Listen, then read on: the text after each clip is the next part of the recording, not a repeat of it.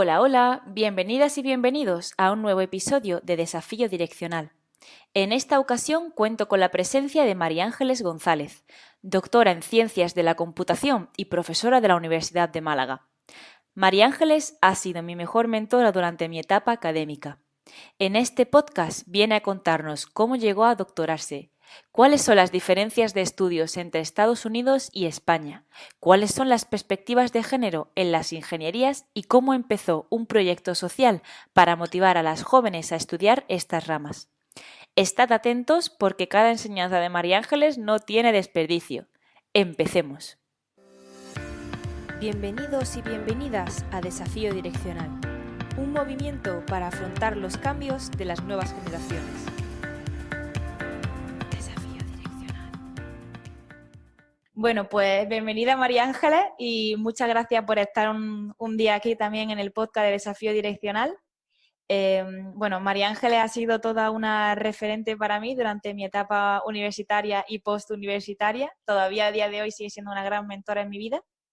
Y bueno, creo que es una persona que ha tenido una carrera realmente apasionante durante sus años profesionales y personales y bueno, viene un poco aquí a contarnos su historia. Así que, María Ángeles, la primera pregunta con la que debería empezar, y suelo empezar todos mis podcasts, es ¿cómo era la María Ángeles de niña? ¿Qué es lo que quería ser? ¿Y cómo fue decidiendo su carrera profesional con 18 años para decidir estudiar una ingeniería? Bueno, primero, ante todo, gracias por la invitación. Buenos días, Paloma. Bonitas palabras, que te agradezco mucho. Para mí es un honor estar aquí, así que gracias por la invitación. Sobre lo que me preguntas, mira, yo era la típica empollona. A mí me gusta estudiar, de hecho me sigue gustando estudiar, siempre me gusta estudiar. Y de niña, pues me gustaba todo. Realmente tenía muchas asignaturas que me gustaban. Dicho esto, cuando llegué al bachillerato realmente me resultó muy duro decidir porque me gustaba la historia, me gustaba la literatura, me gustaba la física, me gustaban las matemáticas. Entonces tienes 15 años, creo que era en segundo debut, donde tienes que ya elegir en aquel momento. Esto ha cambiado ahora, pero también a los estudiantes ahora se les hace elegir pronto. Pues tienes que elegir ciencias letras en aquel momento. Entonces no lo tenía muy claro, me costó, me costó. Eh, Quizá mis propios padres me dijeron, mira, en ciencias en general hay bastantes más salidas profesionales, o suele ser más fácil. Y como me gustaba todo, dije, bueno, pues venga, ciencias. Y cuando llegué al COU, en COU también hubo otro momento de decisión, porque tenía que elegir entre bachillerato médico sanitario, lo que serían las ciencias de la salud y un bachillerato tecnológico. Y de nuevo me gustaba todo, me costaba decidir. Finalmente hubo un factor que fue el que hizo que me decidiera por el tecnológico, y es que de todas las asignaturas quizá la que más me gustaba era la física, me apasionaba, me encantaba el hecho de que pudiera usar las matemáticas, que bueno, que no se me daban bien, pero no les encontraba mucho sentido, pero el hecho de que pudiera usar las matemáticas para explicar el mundo y explicar los fenómenos y entender por qué pasaban las cosas y cómo pasaban, entender eso, poder explicar eso, me apasionaba, me parecía apasionante. Entonces me decidí por un bachillerato tecnológico. Yo quería estudiar física, como he comentado, pero en Málaga no había esta carrera. Pero sí había ingenierías. Y dije, bueno, pues una forma de aplicar la física es a través de una ingeniería. Así que, bueno, tomé esa decisión y a partir de ese momento pues me decanté por carrera de tipo tecnológico. Acababan de abrir Ingeniería de Telecomunicación aquí en Málaga y bueno, pues para mí fue una oportunidad. Dije, venga, pues me apunto a esto, que tiene mucha física y de hecho de las tres especialidades que en aquel momento ofertaba la carrera, cogí la de comunicaciones porque es la que tenía más física. Y bueno, pues nada, estudié inspirada por eso, por la física, que era la materia que realmente me apasionaba en ese momento. Genial. ¿Y cómo fue esa experiencia en tu etapa universitaria? Y también un poco el tema de los roles de género. ¿Encontrabas que había diferencia de hombres y mujeres estudiando la carrera cuando tú la estudiaste? Pues mira, curiosamente, cuando echo la vista atrás, fíjate que hace más de 25 años, que fue cuando yo estudié la carrera, el grupo en el que entré era la primera promoción de Ingeniería de Telecomunicación Pues había pocas mujeres, pero no tan pocas como ahora. Curiosamente éramos a lo mejor pues un 30% de la clase, éramos aproximadamente mujeres. Ahora ese porcentaje ha bajado muchísimo. Ahora yo cuando voy a mis clases me encuentro que a lo mejor entre el 5, 8 o como mucho el 10% de los estudiantes son chicas, con lo cual la situación realmente ha empeorado. Pero en aquel momento, bueno, pues vale, éramos un 30%, pero éramos una minoría, digamos que visible, muy visible. Además, tendíamos a agruparnos, a hacer las cosas en grupo. Aunque éramos grupos mixtos, pues las chicas nos llevábamos muy bien. Y yo recuerdo un muy buen ambiente en aquel momento. Una anécdota que sí te quiero contar es que empezamos en el edificio de Peritos, en el antiguo Peritos. Nos cedieron muy amablemente algunas clases porque no teníamos en aquel momento sede todavía. ¿Y quieres creerte que no había servicio para chicas? En el antiguo Peritos todo eran servicios para chicos, no había para chicas. Entonces teníamos que ir en grupo. Cuando íbamos al servicio teníamos que ir en grupo y una se quedaba siempre en la puerta vigilando. Entonces fíjate que pasaban estas cosas. Bueno, eso se corrigió. Luego nos movimos a otras sedes donde sí ya había servicios mixtos y demás. Pero en general mi experiencia es positiva. Es verdad que hubo algún profesor con algún comentario machista en algún momento, profesor mayor de estadística, pero en general el trato fue bastante igualitario. Las chicas estábamos plenamente integradas. Yo no observé en aquel momento ningún tipo de diferencia o trato diferenciador por el hecho de ser mujer, al contrario, igualitario pero en todo momento. Digamos, la diferencia sí la he notado después. Cuando he salido y cuando ya me he integrado al mundo profesional, ahí sí que ahí sí que había ya diferencia. Pero mientras estudiaba, no, en ningún momento. Vale. Y antes de pasar a esas primeras experiencias profesionales, a nivel de conocimiento, ¿sentiste que satisfacías tu necesidad de aprender física y que te supuso una satisfacción terminar esa carrera? ¿O te faltó algo que tú creyeses que debería haber sido diferente? ¿Te gustó la carrera suficiente como para continuar a ello o a lo mejor habrías echado en falta algo de lo que tú esperabas? Pues la carrera me gustó bastante. O sea, yo recuerdo que fue muy dura.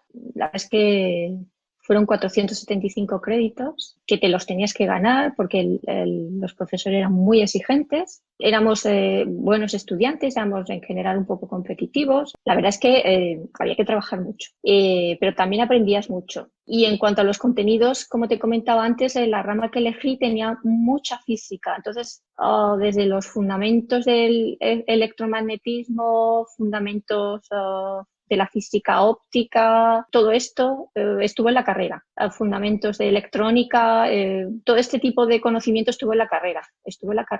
Fundamentos físicos de los materiales es otra cosa, otra materia que también se vio en profundidad. Todo eso estuvo en la carrera y a mí me gustó. Pues ya en aquel momento aprendíamos a programar las primeras redes, nos enfrentamos por primera vez a los primeros navegadores. Es que, fíjate, ahora es lo que es, digamos, la tecnología la damos por hecho, que está en todas partes, móviles, móviles electrónicos, los primeros navegadores, que a vosotros sonará chino, pero no, eran los primeros navegadores de la primera web, las FTPs, todo este tipo de funcionalidades estaban apareciendo en aquel momento. Estoy hablando, fíjate, de finales de los 80, principios de los 90, cuando se produce la gran revolución de la www, que aparece por primera vez en el mundo, nace en aquel momento, y nosotros estamos ahí para ser testigos de eso, para, como digo yo, jugar con esas tecnologías, aprender de ellas, ver qué potencial tenían. También hubo el boom de toda la tecnología móvil, de todos los móviles, en aquel momento estaban empezando, entonces fue apasionante, para mí fue un momento apasionante, porque de repente se conjugan todas los astros y hay conocimientos básicos que tú empiezas a ver que se pueden aplicar al día a día y dar lugar a productos y a servicios que ayudan a mejorar la vida de las personas. Entonces, para mí todo este periodo ha sido apasionante porque he visto cómo todo ese conocimiento se aplica a productos y servicios que tienen un impacto brutal en la vida de las personas. De hecho, están cambiando el mundo tal y como lo conocíamos estamos ahora en un nuevo mundo y esto sigue evolucionando, no ha parado. Las posibilidades son ilimitadas, vamos, hay muchas cosas por delante que todavía están en prototipos, en laboratorios y demás, pero os prometo que hay muchas cosas todavía que van a seguir sorprendiendo, porque hay tecnologías alucinantes que es verdad que todavía son solo prototipos, pero que estoy segura que se incorporarán a la vida de las personas. Eso tuvo que ser un momento, o sea, increíble, ¿no? Porque yo no imagino cómo era que de repente, o sea, que no hubiese internet a ver un navegador siquiera, ¿no? Es como que en mi concepto es como algo como el que dice que, no sé, que se inventó el primer coche, pues algo parecido, ¿no? Porque dice que pues, el coche está ahí, ¿no? Como de momento de tirar caballos a un coche con ruedas sin motor. Aunque me he estudiado la historia y tal, es un comentario un poco como muy prehistórico, pero que es un paso que las personas que ya hemos nacido con esa ventaja, ¿no? De las 3 W, pues vivir ese momento tuvo que ser realmente igual que ahora, a lo mejor cuando está llegando el 5G o está llegando cualquier otra tecnología disruptiva. Entonces, después de ese boom, ¿no? De estar estudiando esas tecnologías y ver ese nuevo increciendo de todas estas tecnologías disruptivas en esa época, terminaste la carrera y decidiste estudiar un máster o antes fue tu primera experiencia profesional. No, fíjate, me pasó lo que yo creo que le pasa a mucha gente, que acaba la carrera, acaba un poco cansado, porque como te he dicho antes fue muy exigente y dije, bueno, pues ya probaré el mundo profesional. Entonces en aquel momento venían, y de hecho sigue ocurriendo, venían las empresas a buscar a los estudiantes de último curso, venían a buscarlos y les ofrecían becas de colaboración. Entonces yo apliqué por una de estas becas y entré en el departamento de I+D de Alcatel Citesa, que en aquel momento pues estaba desarrollando los primeros cordless. Los cordless son pues los teléfonos estos inalámbricos que tenemos en casa, ¿vale? Entonces está desarrollando Alcatel uno de los primeros prototipos de cordless y yo entré en ese proyecto. El Alcatel en aquel momento tenía también una planta de fabricación. Entonces, pues estaba un poco a caballo entre el departamento de I+D y el departamento de Ingeniería Industrial, que se llamaba, ¿no? Que era el que se dedicaba pues, a controlar la fabricación y el proceso de calidad de fabricación de los cordless en la fábrica. Entonces asistí. Es curioso, ¿no? Porque estuve 2 años en esta empresa. El segundo año asistí al proceso de cómo transferían este tipo de conocimiento a una empresa en China. O sea, la deslocalización de la industrialización de las plantas de producción europea de alta tecnología empezó ya en los 90. ¿Vale? Ese proceso de deslocalización que hemos estado viendo a lo largo de esta última década ya empezó en los 90. Entonces, Alcatel ya empezó a deslocalizar sus plantas de fabricación de tecnología móvil, te estoy hablando del 94-95, ¿vale? Que es cuando empezó este proceso. Yo asistía a eso y me parecía alucinante. Venían grupos de ingenieros chinos que apenas hablaban inglés, nos visitaban, veían qué teníamos instalado, se movían grupos de ingenieros de aquí, de Málaga, pues se movían allí a China, una planta que estaba muy cerca de la frontera con Hong Kong, una ciudad fronteriza, y asistí a ese proceso y aquello me entristeció un poco porque a raíz de eso, deslocalización, hubo un plan digamos, de reducción de plantilla de la fábrica, porque pasaron a fabricarse en aquella industria, en aquella planta china. Y aquello me decepcionó un poco, ¿no? Porque de repente te das cuenta que estás desarrollando tecnología, pero es tecnología que se va a transferir, que no va a dar valor añadido aquí, no se va a poner en producción aquí, sino que se va a transferir a otro país porque es más barato, porque eso es lo que prima. Alcatel Citesa era un multinacional, no tenía sede española, era un multinacional que tenía sede francesa y bueno, ellos primaban los beneficios por encima del valor social que podía tener la industria. Y aquello me decepcionó mucho, aquello de el ver cómo transferir este conocimiento a otro país, que por sí no está mal, pero el hecho de que eso llevaba consigo el que se perdía industrialización de un país, o en este caso de una planta, que daba muchos puestos de trabajo y que se perdían, me decepcionó muchísimo. Entonces decidí que no quería participar en eso, fue una decisión. Aparte también que, como te he dicho antes, sí que empecé a notar en la empresa un trato diferente, ¿vale? No sé si llamarlo discriminatorio, pero diferente por el hecho de ser mujer, ¿vale? Por el hecho de ser mujer yo sí notaba que, por ejemplo, nos hacían, antes de renovarnos los contratos, pues nos hacían análisis de todo tipo, que está bien, chequeos sobre la salud de los trabajadores, que estaban bien, pero a las mujeres nos hacían análisis de orina para saber si estábamos embarazadas o no. Y aquello me indignó, me pareció indignante. el hecho de que antes de renovarte el contrato miraran si estabas embarazada o no para decidir si te renovaban o no, independientemente pues no sé, de tu valía, de lo que hubieras aportado a la empresa o del valor futuro que pudiera significar, pues eso fue otro hecho, ¿no? que hizo que me desencantara, que viera el mundo profesional con otros ojos. Ya vi que no trataba por igual a las mujeres que a los hombres y luego, como te he dicho, el desencanto que supuso ver el desmantelamiento de la planta de producción, ¿no? Hizo que me planteara que las empresas tecnológicas, o por lo menos en aquel momento, no eran un camino que a mí me apeteciera seguir o colaborar en ese tipo de actividades y miré de nuevo el mundo de la investigación, miré de nuevo a la universidad. En aquel momento hacía falta mucho personal porque están creciendo los departamentos, se estaban implantando nuevas titulaciones tecnológicas, hacía falta gente y bueno, lo único que necesitaba para incorporarme al departamento pues era seguir formándome, hacer un doctorado. Y como me apetecía seguir formándome y como te he dicho antes, lo vi como una oportunidad pues para explorar otro tipo de carrera profesional, decidí explorar y me moví de nuevo a la universidad. Entré como asociada y durante mi periodo de profesora asociada pues estudié, hice el doctorado y me formé un poco más. Y en ese momento hice un cambio. O sea, si hasta entonces me había especializado en comunicaciones, en comunicaciones móviles, pues hice un cambio y me especialicé pues en arquitectura de computadores, en compilación, en programación paralela, en supercomputación, que en aquel momento era una tecnología emergente, una tecnología de la que se conocía poco. En los grandes centros de supercomputación en aquel momento se estaban montando y bueno, me pareció un mundo fascinante porque en aquel momento se estaban enumerando lo que se llamaban los grandes challenges de la ciencia, ¿no?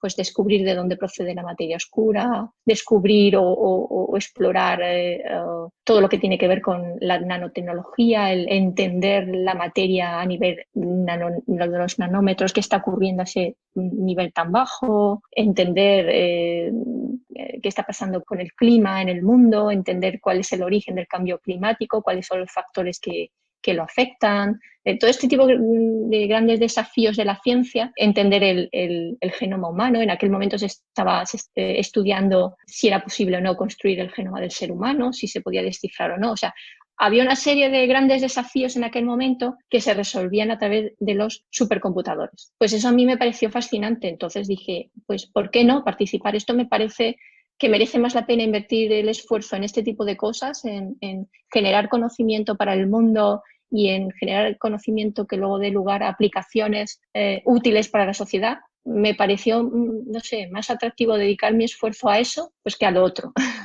que a la empresa, o por lo menos la experiencia de la empresa que yo conocía. Entonces, nada, me lancé de fondo, pues eso, a estudiar supercomputación, que al final fue en lo que me especialicé en el doctorado. Y bueno, pues ahí sigo. Entonces la decisión fue, la verdad, más que no solamente por ti una decisión egoísta, sino fue por ver dónde más se podía aportar, o sea, una decisión totalmente social. Sí, yo creo que las mujeres tenemos un poco esa llamada, ¿no? Yo lo he observado siempre, no quiero generalizar, ¿vale? No quiero que suene a estereotipo, pero sí que es verdad que a lo mejor si a los hombres les puede guiar un poco más cierta ambición personal, que bueno, que no está mal, a las mujeres sí que nos guía un poco más esa cosa altruista, ¿no? De decir, ¿qué puedo hacer que tenga más impacto, que ayude más, ¿no? ¿En qué puedo ayudar? ¿No? Nos guía un poco más ese instinto altruista, creo yo. Por lo menos en mi caso fue así. Y en muchos de los casos de mujeres que conozco que trabajan en estos ámbitos es así también. O sea, ¿en qué puedo ayudar? ¿En qué puedo aportar?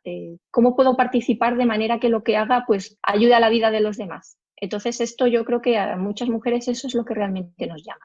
Pues sí, la verdad es que en ese aspecto estoy bastante de acuerdo contigo. Y lo que sí que te quería preguntar era, o sea, ya llegabas a un punto en el que estabas ya en el doctorado, tenías ya una cierta edad. Hasta ese momento, entonces, ¿qué consejos y qué, a través de tus vivencias, le darías, ¿no? a una persona que está buscando ese cambio profesional, no sabe muy bien qué hacer?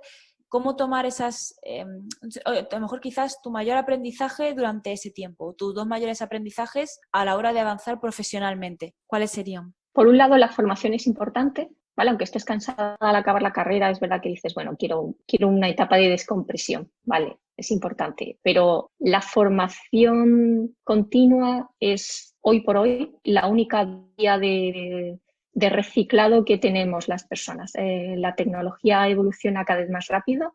Los cambios tecnológicos se producen por generaciones que dan saltos, ¿vale? Es como la selección natural, ¿no? En la selección natural se producen cambios, pero los cambios no son lineales, no son continuos. De repente hay algo disruptivo y produce un cambio. Pues esto se ha acelerado en las últimas décadas. Esos cambios disruptivos ocurren con más frecuencia y eso en periodos de tiempo cada vez más cortos. Esto quiere decir que lo que has aprendido en un periodo de tiempo lo puedes aplicar durante un periodo de tiempo corto. Tienes que volver a reciclar para poder ir, como digo yo, sobre la cresta de la ola, ir moviéndote sobre la cresta de la ola. Esto te obliga a estar continuamente estudiando, preparándote, formándote. Hablo de formación de cualquier otro tipo, ¿vale? Ahora mismo hay mucha formación disponible, online, cursos de especialización. Entonces, mi primer consejo es, además de la formación oficial, pues este otro tipo de formación de cualquier tipo, no la podemos olvidar. Tenemos que estar continuamente, aparte de que estemos trabajando, tenemos que estar formándonos continuamente, ¿vale? Esto nos obliga, digamos, el nuevo paradigma en el que estamos, nos obliga a estar formándonos continuamente. Luego, no desesperemos, tomémonos la formación como, sobre todo, formémonos en aquello que nos guste, ¿vale? Busquemos el nicho de aquello que nos apasiona y formémonos en eso, porque además va a ser nuestro proyecto de vida y vamos a disfrutar con eso, ¿vale? Eso por un lado, apostar por la formación siempre y encontrar aquello que nos gusta y no tengamos miedo en explorar otras cosas, porque tú nunca te equivocas, porque yo al principio cuando era joven decía, es que si miro esto y luego resulta que esto luego no me va a servir para nada y he invertido un tiempo ahí que me estoy equivocando. No, no, no. Luego resulta que te das cuenta que más adelante, pues esa pieza de información, esa cosita que habías visto en un momento dado, resulta que la puedes aplicar, ¿vale? Hoy por hoy el mundo es muy interdisciplinar y aunque tendemos a especializarnos en ámbitos cada vez más nicho, más pequeños, sí que es verdad que esos cambios disruptivos ocurren pues porque hay aportaciones de otros ámbitos, ¿vale? Los ámbitos entre sí se influyen. Entonces, si tú eres una persona que ha sido capaz de tener formación de distintos sitios, eso luego a corto plazo igual no eres consciente, pero a medio plazo ese conocimiento probablemente te ayude. Te ayuda a tomar decisiones, te ayuda a aportar algo nuevo a un proyecto que está empezando y tú tienes una visión o un conocimiento que viene de fuera, de otro ámbito, y eso siempre enriquece, ¿vale? Eso te va a dar a ti un valor especial. Entonces, no tengas miedo a aprender nunca. Mi consejo es fórmate y no tengas miedo a aprender cosas, otras cosas, ¿vale? Cosas que a lo mejor a priori puedes decir, bueno, pues esto igual aquí no encaja, pero tarde o temprano las cosas encajan, curiosamente. Y el segundo consejo es, pues fórmate en idiomas y no tengas miedo a viajar, no tengas miedo a salir. Yo al principio sí era un poco más reacia, cuando acabé la carrera, pues me notaba un poco más limitada en idiomas. Pero bueno, mi director de tesis hizo una cosa muy buena, que fue decirme, no, tú te vas a ir a 5 meses aquí a Estados Unidos a hacer el doctorado. Pues yo al principio iba pues un poco diciendo, madre mía, pues, ¿qué va a salir de aquí? Pero aquello como que fue una experiencia pues inmersiva, ¿vale? Inmersiva. Aprendí el nuevo idioma, evidentemente, mejoré bastante, pero también aprendes otras cosas de otras personas que están también ahí estudiando, de otro sistema. Yo creo que viajar es importante. Si tenéis oportunidades de estudiar fuera o de trabajar fuera, aunque sea un periodo corto de tiempo, es siempre enriquecedor. Es duro, ¿vale? Porque te vas de tu ámbito cercano, no tienes tu ámbito de apoyo, no tienes a tus padres, a tu familia, a tus amigos, quedan en un segundo plano, pero también es enriquecedor porque te abre un nuevo mundo, te hace más valiente también, hace que pierdas algunos miedos y algunos complejos, ¿vale? Eso lo pierdes cuando viajas. Entonces, mi segundo consejo es que si podéis salir fuera y hacer estancias fuera, que sean periodos cortos de tiempo, que lo hagáis. Para mí supuso un cambio radical. Yo en eso también estoy de acuerdo y la verdad que yo en eso siempre he intentado moverme desde pequeña y yo he notado grandes crecimientos personales acelerados cada vez que salgo fuera y tengo que valerme por mí misma. Y a raíz de lo que me estás comentando de la experiencia, quería saltar precisamente a eso. O sea, durante tu tesis doctoral, estuviste 3 veces en Estados Unidos, finalmente, por Illinois, si no me equivoco. ¿Qué diferencias veías tú de esa educación americana a aquí en España? en todos los aspectos, desde educación hasta la ambición, ¿no? La ambición americana frente a la ambición española para los proyectos, porque como me decías antes, en tu mundo empresarial te dabas cuenta de que estabas haciendo tecnología que se iba a transferir. ¿Cómo era ese cambio de paradigma en Estados Unidos? Pues mira, en Estados Unidos es muy curioso porque en Urbana-Champaign, que fue la universidad donde yo hice el doctorado, donde hice esas 3 primeras estancias, aunque luego volví en mi etapa de postdoctorado, sí que volví y hice algunas estancias más a posteriori. Pero durante esa etapa donde estaba haciendo el doctorado, me di cuenta de varias cosas. Una importante es que, a diferencia de aquí en España, el grado, ¿vale? Digamos, el primer nivel, incluso el segundo nivel, el grado y el máster, no eran tan exigentes, no son tan exigentes, pero luego durante el doctorado sí son muy exigentes, ¿vale? El doctorado es muy exigente. Allí te obligan a estar continuamente publicando, a estar continuamente comunicando tus resultados. En España era más estático, en España era como que tenías ciertos hitos que tenías que cumplir, pues publicar aquí, en una revista a lo mejor, y con esto era suficiente. No, no, allí tenías que ir a congresos, allí tenías que hablar, allí tenías que visitar otras universidades, como estudiante, hablo como estudiante. Tenías que estar continuamente interactuando con otros grupos. Tenías que ir a empresas. O sea, una cosa que a mí me chocó muchísimo es que tú ibas a IBM, tú ibas a Intel, tú ibas a los departamentos de I+D de estas grandes multinacionales, tú ibas a Cray, que en aquel momento Cray era el gran fabricante de la supercomputación, pues tú ibas a los departamentos de I+D con los ingenieros de I+D, que todos eran doctores, todos eran doctores, a diferencia de España. Todos los departamentos de I+D de las grandes multinacionales tecnológicas, todos son doctores. Bueno, pues tú ibas allí a contarles tus cosas. Y ellos iban, o sea, el sistema allí es como, se basa mucho en la crítica constructiva, ¿vale? Mientras que en España tú hacías una presentación y apenas se interesaban por lo que tú contabas, o te hacían una o dos preguntas, allí no, allí la gente se interesa por lo que cuentas y te hacen crítica, ¿vale? Pero no crítica para hundirte, como español al principio te lo tomas de esa manera, decías, es que van a hundirme, no, van a intentar mejorar o decirte, te lo dicen claramente, pues mira, eso no vale para nada, o mira, si eso sí vale, o mira, eso sí tiene potencial, o cuidado con esto, que esto es un punto débil, te lo dicen directamente a la cara. Entonces allí, en ese sentido, son como muy, muy honestos, hacen críticas duras, pero en general críticas constructivas. Entonces, aprendí eso, ¿vale? Aprendí que en la ciencia, para progresar, el sistema se basa en la crítica constructiva, que por ejemplo eso no se practicaba en España, allí sí se practica. Entonces eso es una cosa que hemos incorporado nosotros a posteriori en nuestros grupos de investigación aquí en España, sí que hemos incorporado esa forma de formar a los estudiantes de doctorado.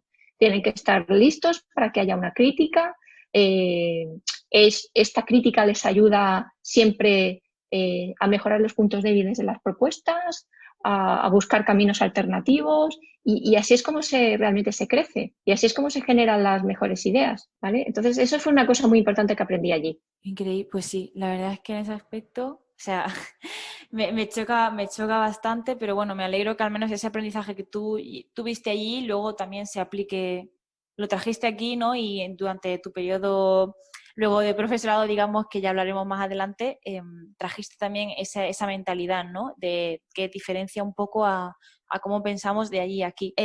Durante ahí, no sé si estuviste entonces en diferentes etapas, ¿no? A lo largo de tu tesis, yendo y viniendo desde Estados Unidos. Y luego, en tu afán por seguir aprendiendo e investigando, que ya nos habías dicho que desde niña te encantaba aprender, decidiste iniciarte también en un postdoc. ¿Cómo fue? O sea, ¿ese cambio vino directo? Es decir, ¿tú ya sabías que por norma de tu carrera iba a llegar a un postdoc o te replanteaste en algún momento dejar el doctorado, no sé, por esa crisis, ¿no? Que también tienes al acabar la carrera de estar harto de estudiar, ¿no? ¿Tuviste algún momento de crisis de decir, esto no es lo que quiero, voy a volver a la empresa o a cambiar radicalmente? ¿O vino de forma natural el postdoctorado? No, ya vino de forma natural. En el mundo académico, digamos que es más o menos eso sí que está marcado, ¿vale? Tú te haces doctor, tienes que seguir formándote, tienes que seguir añadiendo méritos y sobre todo los méritos que más se valoran hoy por hoy en la promoción académica y universitaria no solo en España, sino en todo el mundo, porque el sistema español en ese sentido ha acabado convergiendo con el sistema universitario, pues digamos, de los países occidentales, ¿vale? Pues se basa en la investigación, en los méritos de investigación. Y en los méritos de investigación lo primero que se valora son las publicaciones, publicaciones en sitios relevantes. Para publicar en sitios relevantes, tú tienes que colaborar con grupos potentes, con grupos de investigación potentes. Y para colaborar con esos grupos de investigación potente, típicamente, digamos, la forma más efectiva, o por lo menos que yo he visto que funciona mejor, es haciendo estancia con ellos, con estos grupos. ¿Vale? Normalmente los grupos, si tú tienes financiación propia, que normalmente en ese sentido el Ministerio de Educación español siempre ha sido muy generoso, siempre ha tenido hasta ahora programas de becas para profesorado para facilitar la movilidad del profesorado. Y ese programa de becas te permiten hacer estancias cortas, típicamente de 3 meses.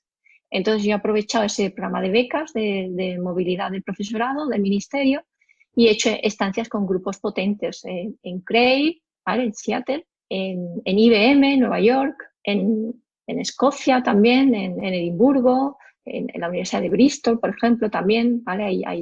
En estos sitios donde he estado, pues había grupos potentes que trabajaban en temas relacionados con mis temas de investigación, y como yo iba siempre con financiación propia, pues ellos no tenían problema en invitarme, y bueno, pues iba allí 3 meses. Típicamente ya hay una relación previa, pues como te he dicho antes, el hecho de haber hecho la tesis en Urbana-Champaign, yo ya conocía a las personas que estaban haciendo la tesis y que eran estudiantes de tesis en aquel momento, ahora son responsables de grupos de investigación en estos sitios que te he dicho, ¿vale? Pues en Edimburgo, en IBM, en Cray, en Intel, ¿vale? Ahora son ellos responsables de grupos de investigación, pues ya los conocía personalmente, entonces, bueno, pues no había problema, ellos me invitaban allá a su grupo y yo colaboraba con ellos bueno, pues de esas colaboraciones surgían nuevas líneas de investigación, temas emergentes, porque una cosa que, como te he dicho antes, que me llamó la atención es, por un lado, eso, que tú como estudiante de tesis estás obligado a hacer una tournée por distintos centros de investigación de las grandes empresas, pero estas grandes empresas están siempre abiertas también a colaboraciones y a visitas de investigadores extranjeros.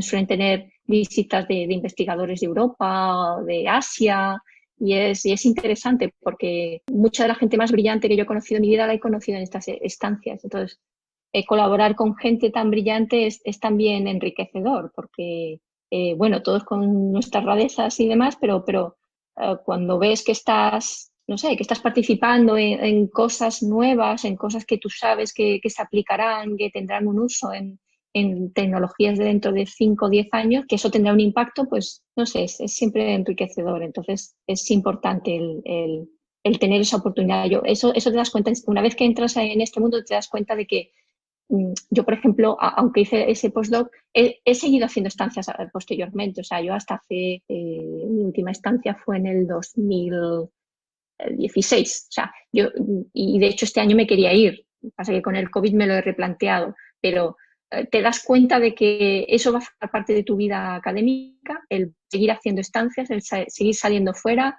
el hecho de que, por ejemplo, venga gente de fuera. Este año va a venir un ingeniero de Princeton, un doctor de Princeton, y va a venir a hacernos una estancia en nuestro grupo de investigación. O sea, que al final el flujo es bidireccional. Tú te vas, pero también vienen. Entonces se crean ahí redes de colaboración entre investigadores, ya te digo, a nivel universitario, a nivel de grandes empresas, bueno, pues esto tú te das cuenta de que no es porque, que es la forma natural en este mundo, en el mundo de la investigación, en el mundo académico, pues de seguir progresando. O sea, que de darte miedo, digamos, ese primer paso a irte a Illinois por primera vez, o sea, ya cuando vino la primera han venido decenas más, ¿no? De diferentes estancias. Y, Sí, creo que son 11 o 12 las que he hecho. o sea, vaya, te has recorrido prácticamente el mundo con las estancias investigadoras. La verdad es que me parece muy curioso y súper apasionante de que te mueves, ¿no? Pero no solamente por el hecho de viajar o de ver, sino también porque, o sea, por el hecho de aprender, ¿no? Te motiva, es una de tus mayores fuentes de motivación. Entonces, digamos que como consejo aquí que darías sería, cuando vas a uno de estos sitios, no solamente te dediques, digamos, al trabajo al que vas, sino intentar cultivar lo máximo posible las diferentes relaciones en estos sitios, porque no sabes de ahí qué colaboración futura puede surgir. Correcto, correcto. Es importante, además nosotros intentábamos siempre, o cuando he ido a uno de estos grupos, siempre he intentado integrarme, porque son grupos, ¿vale? Suele haber un investigador, digamos, más o menos principal, que es el que lidera, ¿vale? Pero luego hay bastantes colaboradores, pues no sé, grupos depende, ¿no? Pero pues 5, 6, 8, 10 personas a lo máximo. Y entonces lo suyo es integrarte en la dinámica, o sea, por ejemplo, yo recuerdo que cuando estuve en CREI, pues este grupo estaban muy unidos. Ellos iban a comer juntos y ellos comían a las 12. Claro, yo a las 12, pues, en fin, para el horario español comer a las 12 es como raro, ¿no? Pero da igual, o sea, tú donde fueres, haz lo que vieres. O sea, yo me iba a comer a las 12 con ellos. O sea, yo procuraba hacer las cosas que ellos hacían como grupo, hacerlas también. Si que tenían alguna quedada algún día, algún fin de semana, algunos fines de semana hacían quedadas de tipo social, ¿no? Jugaban al voleibol o se llevaban la comida, pues también me integraba en esto, ¿vale? Hacía este tipo de cosas. Yo soy malísima en el voleibol y lo odio, pero bueno, yo iba allí y procuraba integrarme. Entonces, claro, tú te traes relaciones personales. Tú al final, estas personas, pues son colegas y son amigos. Entonces, si en un momento dado los necesitas para algo, le tienes que pedir un favor, como por ejemplo ahora, ¿no? Pues en mis tesis, pues necesito expertos externos que me las valore.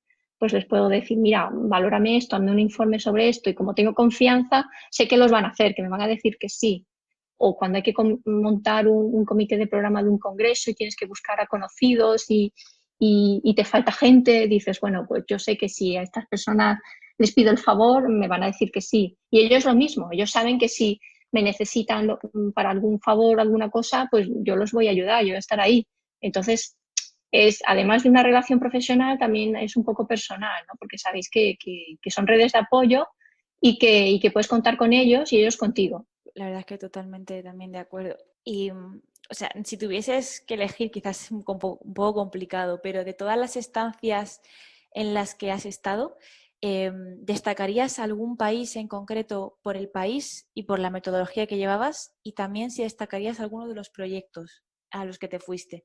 Porque imagino que es que los proyectos, tú ibas por proyecto, pero no continuación tuya, sino porque te ponías a investigar algo totalmente nuevo o eran cosas diferentes lo que vas a hacer en esta estancia. Normalmente tú cuando vas allí, cuando pides la ayuda, la pides con una idea de proyecto. Pero eso no quiere decir que eso es lo que acabes haciendo. Por ejemplo, eso me pasó en Nueva York, cuando estuve en IBM. Yo llevaba una idea de trabajar en un compilador, que era mi línea de trabajo hasta ese momento. Pero de repente estando allí en IBM, como te he dicho, allí la gente se mueve mucho, allí la gente comunica mucho, allí los investigadores se mueven entre universidades, se mueven entre centros de investigación.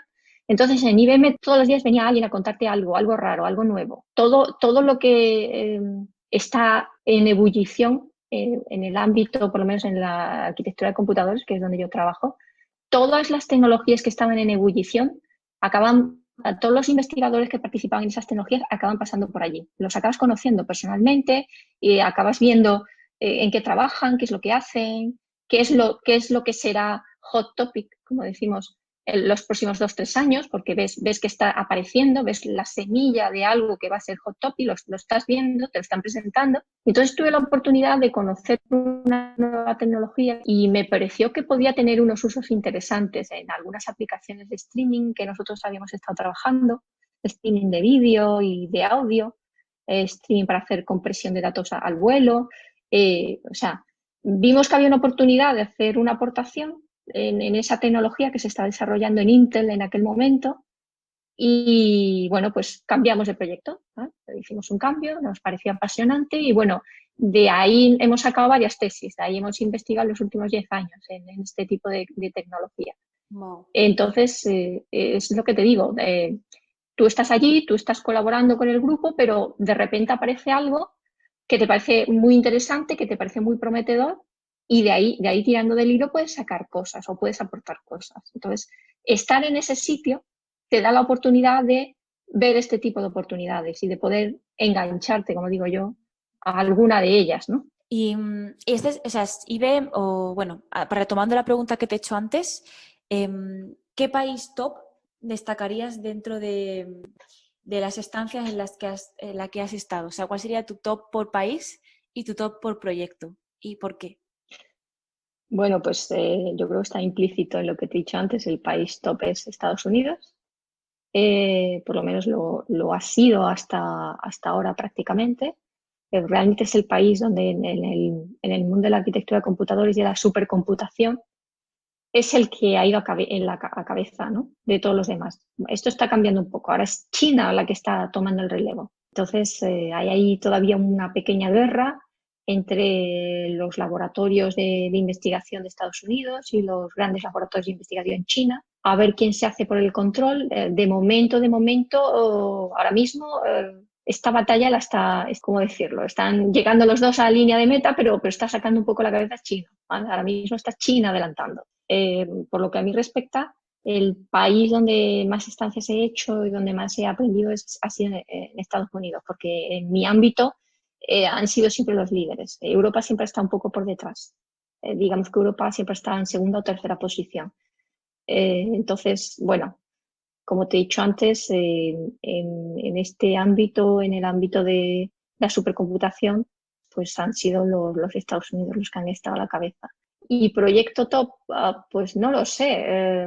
Todos me han gustado por alguna u otra razón. De todos he aprendido una u otra cosa. Quizá en Urbana Champaign, que fue el primero donde empecé con un proyecto muy bonito. Un proyecto de un compilador, lo llamábamos el paralizador automático. Era un proyecto ideal, ¿vale? Era un proyecto que lo que buscaba era que a partir del código fuente que programara el usuario en cualquier lenguaje de programación, pues este supercompilador fuera capaz de generar el código eficiente que se ejecutara en cualquier tipo de supercomputador. Esto es muy complejo. Esto en realidad es un proyecto que ha quedado como proyecto utópico, ¿vale? Realmente la tecnología que se ha desarrollado hasta el momento pues se ha quedado a un 10 o un 20% del potencial que se prometía con este tipo de tecnología. La tecnología, digamos que no tenemos aún no sé si llamarlo el conocimiento o las estrategias lo suficientemente sofisticadas como para lograr este ideal, ¿vale? Pero bueno, como te digo, una cosa buena que tienen los Estados Unidos, que por ejemplo sí que falta un poco en Europa, es que allí apuestan a proyecto loco, proyecto utópico, proyecto visionario, pues siempre hay alguien que está dispuesto a invertir, ¿vale? Siempre hay alguien que va a invertir en este tipo de proyectos y luego surgen cosas. Luego surgen cosas como, por ejemplo, el primer ordenador cuántico, por ejemplo, que ha nacido allí en Estados Unidos, ¿no? Pues quién sabe si de esta tecnología cuántica o los primeros chips neuromórficos, ¿vale? Que imitan al cerebro, ¿vale?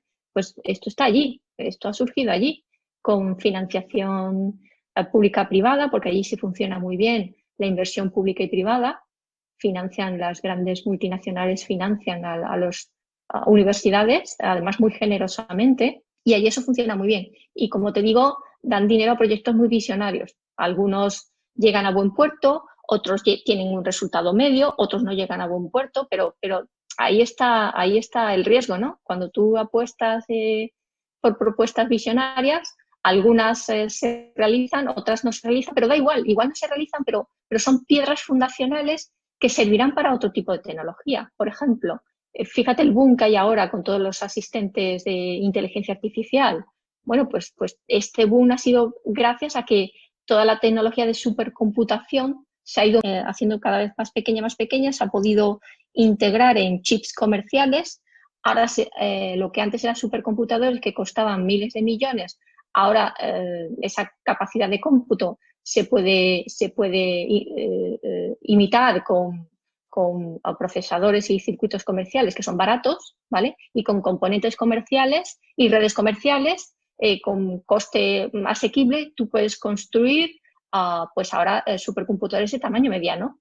Y esos supercomputadores de tamaño mediano tú los puedes poner a ejecutar redes neuronales, ¿vale? Lo que antes era un supercomputador muy costoso, que había muy pocos y te costaba mucho pues lanzar estos algoritmos, ahora ya tenemos la tecnología, eso se ha abaratado tenemos la tecnología hardware y tenemos también la tecnología software, con todos sus compiladores, librerías y etcétera, que inicialmente se dedicaba a los grandes desafíos que te he dicho antes, el genoma humano, la materia oscura, la tecnología, pues todo eso se ha bajado para abajo, se construyen grandes servidores con sus grandes granjas de GPUs y de FPGAs, que lo que hacen es ejecutar redes neuronales y gracias a eso, que se ha abaratado y se ha hecho muy asequible, se pueden tener muchas redes neuronales corriendo y se pueden implementar todos los algoritmos que necesita ahora mismo la inteligencia artificial para hacer asequible servicios como los que te ofrece pues Siri, Alexa, etcétera, ¿vale? O sea,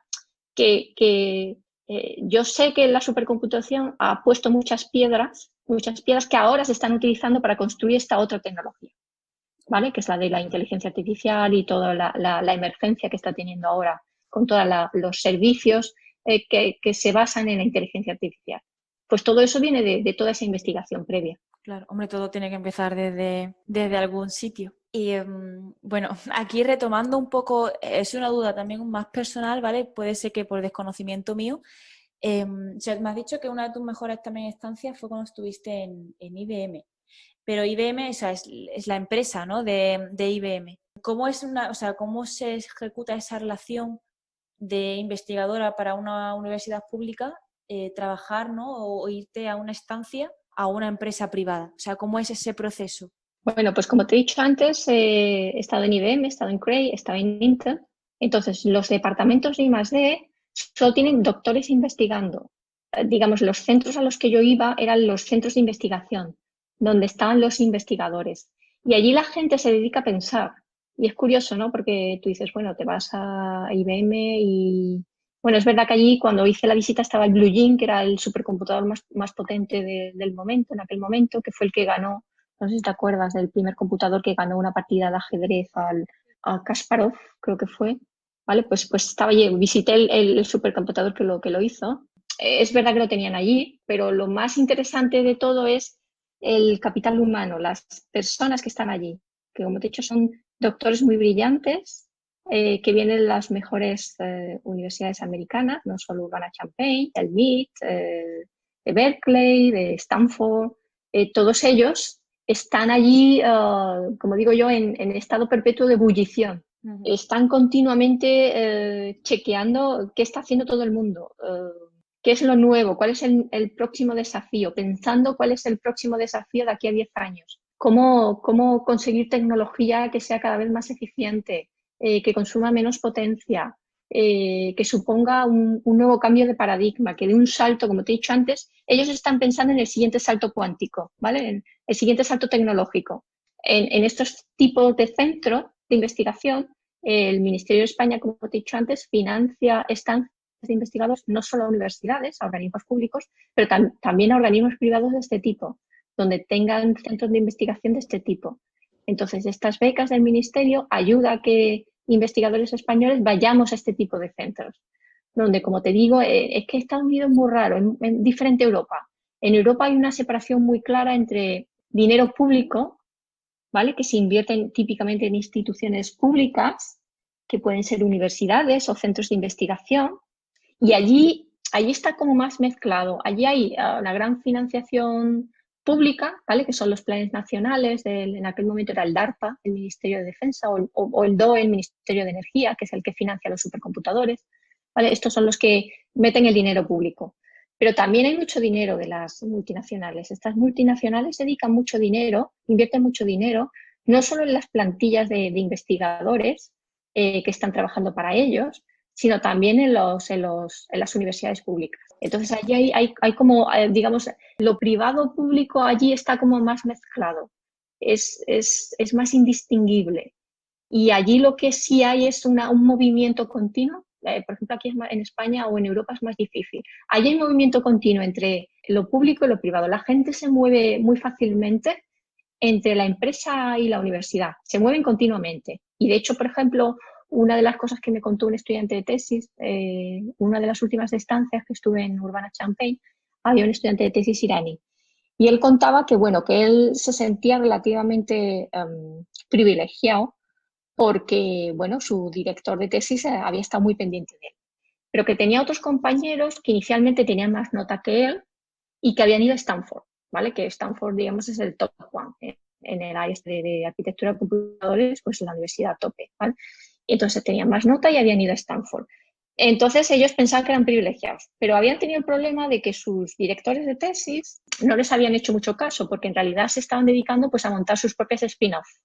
Se dedicaban a su propia empresa, a emprender, a montar sus propias spin-off tecnológicas y a eso realmente era lo que dedicaban el esfuerzo. Con lo cual, los estudiantes de tesis se habían visto un poco pues abandonados, ¿no? En ese sentido. Entonces, te das cuenta de que allí las universidades están muy orientadas bueno, a crear ideas, a interactuar con empresas o multinacionales privadas y ya te digo, incluso si es necesario, incluso a conseguir financiación propia para montar tú tu propio spin-off. Luego allí es un poco raro, allí hay como si esa confusión público-privado, ¿no? Se mezcla todo mucho. Entonces, no sé, o sea, tú ves que allí funciona, pero tú ves que funciona porque, como he dicho antes, las empresas invierten mucho dinero en los investigadores, en las universidades, en estos departamentos. Invierten mucho dinero las empresas. Digo, o personas que quieren invertir, no solo las multinacionales, compañías de inversión que se dedican a mover los fondos, ¿no? De grandes inversores, pues también están dispuestas a invertir en personas, invertir en proyectos. Hay allí como más financiación disponible, pública y privada, que aquí es un poco más rígido, que es más difícil. Entonces, eso es una cosa que no sé, yo no sé si eso se puede reproducir aquí en España, en Europa incluso.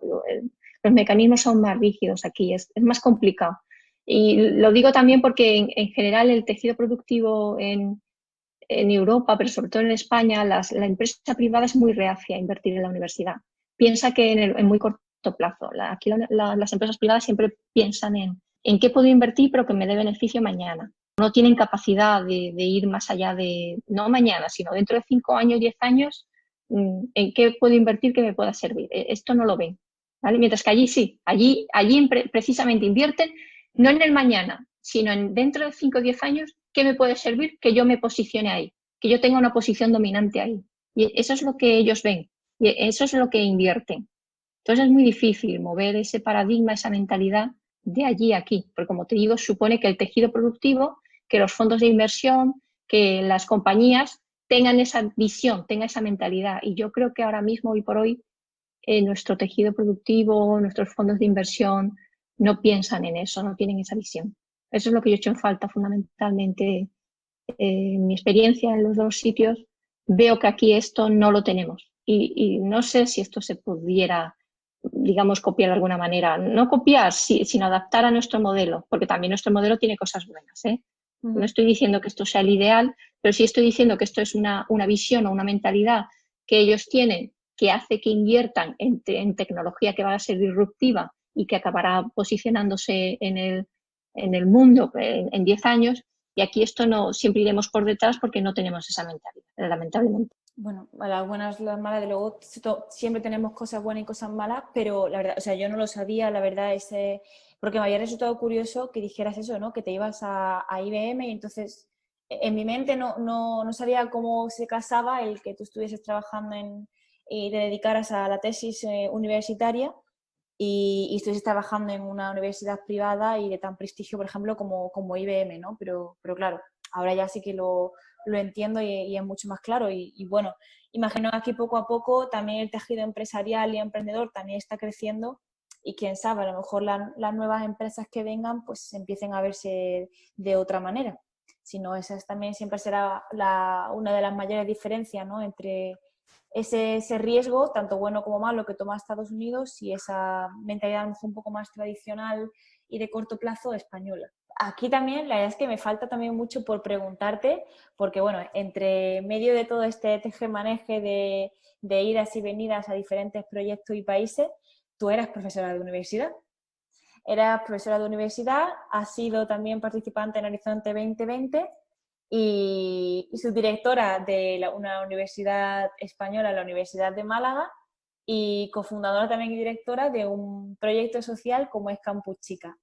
Aquí también me ha faltado pero no me lo has mencionado, así que imagino que no ha sido algo relevante, que mientras que en la empresa sí que notaste una brecha de género. Si no me lo has mencionado aquí durante tu periodo, digamos, investigador, es que esa brecha tú no la veías tan pronunciada o también existía esa brecha.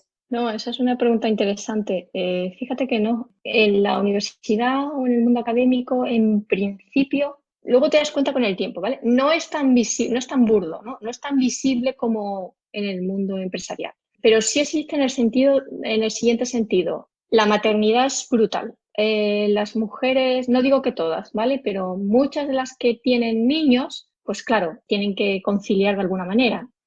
Hasta ahora no había medidas conciliadoras. Entonces, típicamente era la madre la que se queda con los niños en sus primeros años. Entonces, el problema que tiene eso, tú puedes decir, bueno, son 2 años, 3 años, no es tanto. El problema que tiene en un mundo tan competitivo como este, en el de la investigación, el que te desenganches siquiera 6 meses, ¿eh? Es que como te desenganches 6 meses, vas a tener un agujero brutal en tu currículum. Y luego reincorporarte, porque esto es, no sé si me explico, es como ir en la cresta de una ola. Tú tienes que ir moviéndote con la cresta de la ola, ¿vale? Esto te obliga a un esfuerzo importante. Tú tienes que escalar hasta estar ahí arriba, pero una vez que estás ahí arriba es más fácil mantenerte, pero te tienes que mantener continuamente porque la ola se está moviendo, ¿vale? Entonces tú estás en la cresta moviéndote. En el momento en que dejas de nadar y estar en la cresta, ¿vale? Porque estás con el niño, lo que sea, vuelves de nuevo para abajo y te vuelves a caer. No sé si me explico. Entonces, tienes que volver a escalar de nuevo. Entonces, es un esfuerzo brutal. Entonces, volver a escalar, volver a subir de nuevo a la cresta de la ola, una segunda o una tercera vez, pues cuesta bastante, es complicado. Entonces, claro, las carreras de las investigadoras se resienten muchísimo, ¿vale? La maternidad suele afectar mucho a las carreras de las investigadoras. Entonces, no es solo que, por un lado, es que es muy sutil, ¿vale? No es solo que, por un lado, dejas de tener una producción científica, es que de repente dejas de estar visible. Entonces, ya no te llaman, o sea, como has estado de baja maternal, pues ya como que no te llaman para los congresos, ya no te llaman para tribunales, ya no te llaman para ser subdirectora, o sea, como que dejas de estar visible, ¿vale? Estás como en un segundo plano dando tus clases, publicando tus papers, pero como que se te ve menos activa, es una percepción, ¿vale? Entonces empiezas a llamarte menos, empiezas a desaparecer y en ese momento pues se resiente también tu carrera profesional, porque tu carrera profesional no solo son los méritos científicos, también son méritos de esto, de gestión, o que te han llamado para participar en tribunales o para evaluar cosas, o no sé si me explico. Entonces, ya te dejan de llamar, ya dejas de estar en esos sitios, ya esos méritos ya no aparecen y entonces promocionarte ya figuras pues de titular o de catedrático ya es más complicado. Pero no es porque te estén poniendo una barrera, pues te estén pagando menos o porque te estén haciendo análisis de orina cada 6 meses. No, no es una cosa tan burda, pero es más sutil, más tiene que ver con cómo funciona la sociedad, ¿no? El rol que se asume que debe tener una madre con un niño recién nacido, que lo debe cuidar, que debe estar pendiente de él, que eres responsable. Afortunadamente esto está cambiando, ¿vale? Esto afortunadamente es verdad que está cambiando. Ya ahora mismo se tiende un poco a pensar que la conciliación es un valor fundamental para hombres y mujeres. Los hombres también tienen que conciliar, también tienen que cuidar a sus hijos, también se tienen que quedar con sus bebés. Y si esto antes afectaba a las carreras de las mujeres, también afecta a las carreras de los padres. En ese sentido, yo estoy viendo que en los últimos años se está produciendo este movimiento, pero cuando yo empecé, esto no era así. Entonces, la maternidad y este tipo de problemas afectaba más a las carreras de las mujeres. Entonces, es algo más sutil. Sí que existía esa, digamos, la discriminación, pero más sutilmente. Ojo, no estoy diciendo que afectara por igual a todas las mujeres, porque hay mujeres que se organizan muy bien, que tienen el apoyo de, pues, de su familia, su pareja, y ellas ya conciliaban bien, ¿no? Tenían, digamos, esa ventaja bueno, pues de que estaban en un entorno que les ayudaba. Pero no siempre ha sido así. Y esto ha afectado a la carrera de muchas investigadoras, que, como digo, pues no han promocionado tanto. Y eso se ve en las estadísticas que saca el ministerio, donde se ve el porcentaje de académicas que como promocionan a los distintos puestos o las figuras contractuales ¿vale? Porque tú empiezas de ayudante doctor, profesor contratado, titular, catedrático. Digamos que eso es un poco el camino, ¿no? Las distintas, digamos, posiciones por las que vas pasando. Bueno, pues si al principio de esa carrera hombres y mujeres más o menos están en igualdad de condiciones, cuando llegas a la figura de contratado o doctor empiezan a separarse, ¿vale? Titulares de universidad, ya la mujer empieza a caer. Catedrático de universidad, la mujer ya, el porcentaje de mujeres ya en esos puestos ha bajado muchísimo. Mientras los hombres han seguido progresando de manera natural, las mujeres han ido desapareciendo, se quedan en puestos, digamos, previos, porque no han reunido esos otros méritos que les hace falta para seguir promocionando las siguientes posiciones. Entonces, esto sí lo he observado yo, ¿vale? Pero como te digo, lo he observado con el tiempo. Es como más sutil, es un machismo más sutil. Entonces, pero tiene que ver con la sociedad. También tiene que ver con cómo se organizan las sociedades científicas, que si lo piensas en el fondo son un poco machistas, porque se basan en relaciones de confianza, como he dicho antes, ¿no? En que tú haces estancias, en que te ven, en que te conocen, pero claro, una mujer con niños a lo mejor, pues no hace estancias. Están los niños pequeños, tienes colegios, no te puedes mover con tanta facilidad, entonces no haces estancias. Entonces es más difícil tener esas redes de las que te he hablado antes, ¿no? De colegas que te llaman o que tú los llamas. Esas redes ya no se construyen porque no tienes la oportunidad de salir, de interactuar con ellos, de tener relaciones más personales con ellos. Entonces eso se resiente, o sea, tienes tus hijos, tú no te puedes mover, tú no creas estas redes, pues fuera, ya no te llaman, ya la sociedad, o sea, ya no te llaman para congresos, ya no, porque tú no estás, no te conocen. Eso es un problema, eso es un problema para las mujeres, por lo menos era un problema para las mujeres. Yo creo que ahora eso se está difuminando, eso se está corrigiendo de alguna manera. Y sigue siendo en muchos ámbitos, ¿eh? Porque yo todavía a día de hoy sigo leyendo el típico listado, ¿no? De a lo mejor el top 10 líderes mundial, el top 10 de personas ricas del mundo, ¿no? Incluso hasta en cualquier ámbito. Al final esas listas de top 10, top 100, la mayoría de las veces solamente un 5%, un 10%, 20%, dependiendo del ámbito, al final son mujeres.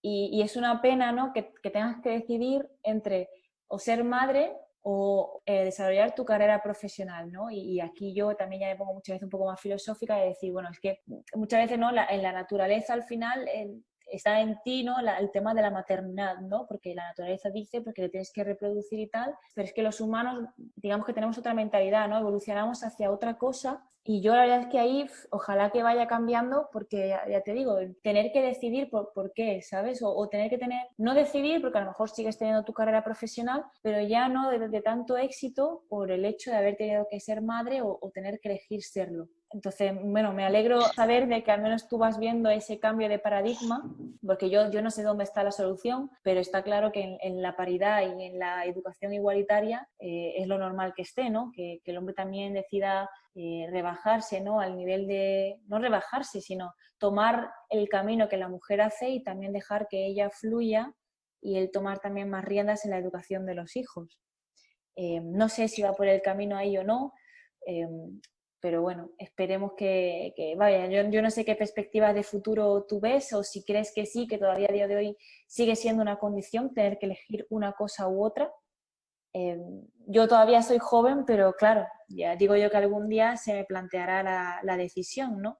También hoy en día, yo por ejemplo, estoy investigando mucho en el tema de que las mujeres cada vez son madres mucho más tardía por el tema profesional, pero por mucho que nosotros intentemos cambiar el mundo y ser madres más tarde, el cuerpo tiene las horas que tiene y por mucho que intentemos negarlo, el reloj biológico es algo real. Entonces...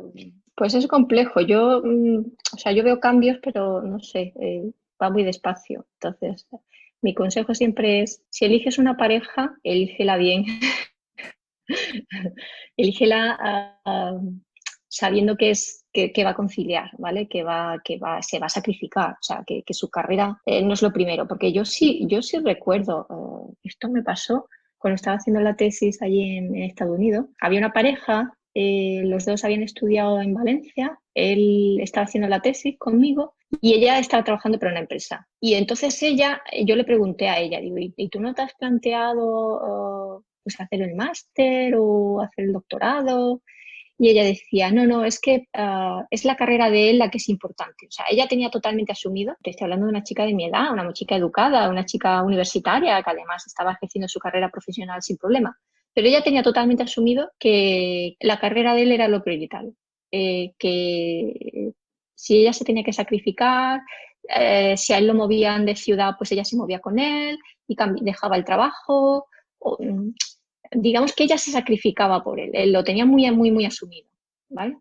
Entonces, de este perfil, yo conocía a varias compañeras mías tenían este perfil, lo tenían muy claro. Ellas preferían la familia, digamos que para ella era el valor fundamental. Es verdad que estaban formadas, que podían trabajar profesionalmente y desarrollar una carrera profesionalmente, pero para ellas eso era como secundario, como que bueno, que no era tan importante. Claro, esto te estoy hablando de mi generación, no somos tan mayores. Entonces, yo me imagino que estos valores se siguen transmitiendo, que las mujeres, a la mujer la siguen educando de esta manera. Entonces, eso es educación y eso es verdad que poco a poco está cambiando, pero si esos valores son los que tiene nuestra generación y las generaciones que están viniendo por detrás, pues el cambio va a ser, no lo sé, pues de las que se rebelen, de las que digan que no, o de las que hayan tenido realmente una educación en igualdad, que a lo mejor no son tantas, son unas pocas, pero no lo sé.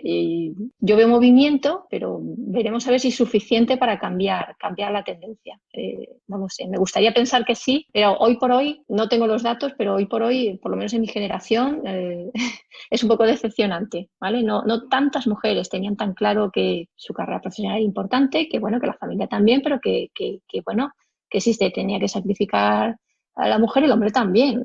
Cuando hablo de sacrificar, hablo de, en igualdad de condiciones, pues de formar a la familia, ¿no? Y de conciliar los dos de manera igualitaria, en todo, en todo. Y sí que se tenía que mover la mujer, que fuera el hombre no tuviera también problema en moverse. Porque se promociona a la mujer, ¿vale? Que no fuese eso visto como una amenaza. Hay casos en los que eso se funciona, pero hay otros casos en los que no. Y no sé hoy por hoy cómo estaría la cosa. Si preguntamos a las chicas que están empezando si tienen tan claro si su carrera primero o la familia primero, pues no sé, ¿qué crees tú que contestarían, Paloma? La verdad es que yo creo que, Porque esa es la pena, que te obligan a elegir. Es que esa es la pena, es que te obligan a elegir.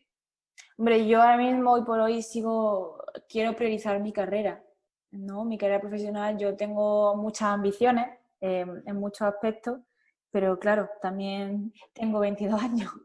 Entonces, cuando llegue el momento, pues no sé, hombre, yo espero no tener que, a lo mejor tendré que hacer una decisión de durante un pequeño periodo de tiempo, quizás priorizar más una cosa que otra, pero no tener que dejar X sueños por haber tenido que priorizar a una familia, a un hijo o a una pareja, ¿sabes? En ese aspecto, a mí yo he tenido una educación bastante igualitaria y me han educado mucho a que me priorice a mí frente a otra cosa. Egoísta o no, pero no sé, pero bueno, también he sido educada también así y yo también lo decido, ¿no? De intentar apostar por mí. Bueno, aquí lo importante, claro, lo importante sería que no te obligaran a elegir, que pudieras llevar las dos cosas bien. Entonces, como te he dicho antes, lo importante es contar con la pareja, una pareja que esté dispuesta también a eso, a de verdad conciliar y a de verdad cuando haya que repartir las cosas, pues a que se repartan. Hay que buscar ese tipo de perfil, ese tipo de parejas que de verdad funcionen, ¿no? Y que de verdad estén dispuestos, pues a... La carrera de los dos es importante, y formar familia es importante y en igualdad, y siempre en igualdad. ¿Vale? Que si hay que ceder, pues estén los dos dispuestos a ceder. Entonces, esa es la clave, creo yo. Y encontrar chicos o parejas que estén de acuerdo con esto. Eso es lo importante. Entonces, si eso es mayoría, si se logra ese tipo de parejas de power couple, como digo yo, parejas de poder, ¿no? Esas son las que realmente cambiarán la sociedad y cambiarán el mundo, ¿no? Porque eso se asumirá como normal, eso es lo que hará, digamos, las parejas a las que les va bien y si ese modelo es el modelo de éxito, pues es el que se reproducirá. Pero claro, al final, como digo siempre, esto siempre es por el ejemplo. Tienes que ver que esto funciona, ¿no? Tienes que ver que esto va bien a un determinado número de personas más o menos cercanas, ¿no? Entonces eso es lo que hace falta, que ver estos ejemplos cercanos de parejas en las que los dos compaginan, los dos ceden y bueno, los dos siguen adelante con sus carreras profesionales y por supuesto con su familia. Sí, yo en eso estoy también de acuerdo. Y bueno, quería aprovechar, ¿no? Y ya que estamos hablando del tema de esto de roles, ¿no? Y de cómo influenciar por un aspecto u otro, parar un momento con las preguntas que te estaba haciendo con respecto a la experiencia profesional y en temas de la universidad y aprovechar el enganche de esta conversación para saltar a uno de los proyectos por el que más también te he conocido, que era para motivar a las niñas a estudiar nuevas tecnologías y disrumpir un poco en los roles de género, y es la creación de Campus Chicas. Me gustaría en este punto que me contaras un poco cómo surgió la idea, porque yo sé que ya lo conocías de otra universidad, pero cómo surgió de ti, ¿no?, la idea de traerlo a Málaga, y cuáles eran las principales motivaciones y qué es Campus Chicas para empezarlo aquí. Pues mira, esto surgió porque la Universidad de Granada, ellos han sido pioneros en este proyecto. Entonces ellos llevaban ya un tiempo, creo que era su tercera edición o su cuarta edición, cuando me contactaron, con esta experiencia, una experiencia similar. Ellos lo llamaban campus tecnológico, una cosa así lo llamaban. Los organizadores nos contactaron, la facultad o la escuela de informática, me contactaron a mí, que yo en aquel momento era su directora de Relaciones Institucionales y posgrado, y también contactaron a una profesora de Almería. Entonces nos contó la experiencia, vimos que, bueno, que esto de en verano organizar talleres tecnológicos para niñas, ellos lo hacían para niñas de bachillerato. Entonces yo había ya como su directora, sí que había hablado de este tema, del tema de la vocación femenina por los estudios de tecnología. Sí que había tenido contacto con algunos profesores de instituto o de formación profesional. También había tenido contactos con gente de empresa, ¿no? Un poco pues preocupados porque los profesores de instituto, pues porque no había niñas en los módulos de tecnología, y bueno, las empresas igual, diciendo que buscaban ingenieras y no encontraban. Y yo también en clases ya llevaba tiempo observando este fenómeno que te comentaba antes, que si en mi época éramos un 30% de mujeres las que estudiamos ingeniería, pues a lo largo del tiempo he visto que el número de mujeres en las aulas ha ido disminuyendo, y especialmente en informática, es donde yo doy clase, donde he visto este fenómeno más que ha sido más acuciante, ha ido disminuyendo más rápidamente la presencia de mujeres, y en los últimos cursos, pues es que era muy difícil encontrarte con chicas en las aulas. A lo mejor yo de mis grupos de 60, 70 estudiantes, a lo mejor tenía 2 chicas. Vamos, estoy hablando de porcentajes de mujeres residuales, de un 5%, de un 8% en informática. Entonces, no lo entendía porque, en fin, yo creo que se nos da bien. Entonces, preguntando y hablando con estos profesores de instituto, claro, lo que pasa es que no llegan a la universidad estas niñas. Entonces, no llegan porque algo pasa. Y ya te digo, en los bachilleratos tampoco, hay muy pocas niñas estudiando especialidades en los bachilleratos. Entonces, el problema está antes. Entonces dije, bueno, pues vamos a ver, en la ESO debe pasar algo, porque leyendo ya te interesas, ¿no? Y empiezas a leer cosas y te das cuenta que las niñas, pues con 11, 12 años todavía, pues bueno, pues tienen una actitud relativamente neutra, ¿no? Quizás se sienten menos seguras con la tecnología o se sienten quizás más intimidadas, pero en principio no dicen que no a probar la tecnología. Mientras que si te vas ya un poco más adelante, a los 16, 17, pues como que ya es que han perdido el interés completamente, ya se sienten unas negadas tecnológicas o sienten que eso no va con ellas o que, bueno, que para qué, ¿no? Que ya se van a dedicar a otras cosas. Entonces la han descartado completamente de su vida. Entonces ahí hay como no sé, un agujero negro, ¿no? Que se traga un poco la curiosidad de las niñas, y no sabemos muy bien por qué todavía. Creemos que los roles influyen negativamente, ¿no? El hecho de que se vea pues este tipo de profesiones como profesiones que, no sé, que demandan mucho, que exigen mucha matemática, o que son para frikis, o que son muy complejas, o no sé, hay muchos estereotipos, ¿no? O que vas a ser un paria social, o no lo sé. Yo creo que todos esos roles influyen. Y claro, son mitos, porque al final es mentira, ¿no? Muchas de esas cosas no son verdad, se han transmitido, no sé si a través de películas o series, y no es verdad. Al final, cuando trabajas en una de estas empresas tecnológicas, sobre todo en los equipos de D+D+D, son grupos interdisciplinares, donde trabajas en equipo, nunca trabajas solo. Las matemáticas es verdad que son un punto importante, pero no es el fundamental, que al final la tecnología no es más que tener ganas de aprender cosas, de manejarte con herramientas, que tampoco es tanto, vamos, que en realidad trabajar en tecnología es simplemente curiosidad, ganas de tocar cosas y que todo el mundo pueda aprender. Y bueno, pues eso hay que transmitirlo, eso hay que explicarlo, eso hay que explicárselo a las niñas. Entonces los niños entran de manera natural, porque a los niños les gustan los videojuegos, les gusta. Entonces ellos de manera natural van a querer estudiar o probar este tipo de cosas. Las niñas, como he dicho antes, por no conocer esto, yo creo que se autodescartan, ¿no? Y dejan de interesarse. Entonces el objetivo de este campus era pues eso, tratar con niños de estas edades, de 12 años, 11, 12, 13, ¿vale? Están en la ESO. Ahí hemos discutido con las chicas que participan en el campus, con las monitoras, entre ellas tú, cuál es la edad más apropiada para plantear este tipo de talleres, este tipo de cosas, de charlas y demás. Y bueno, hemos visto que es un sitio donde se pueden hacer cosas en la ESO. Y esa es un poco la idea.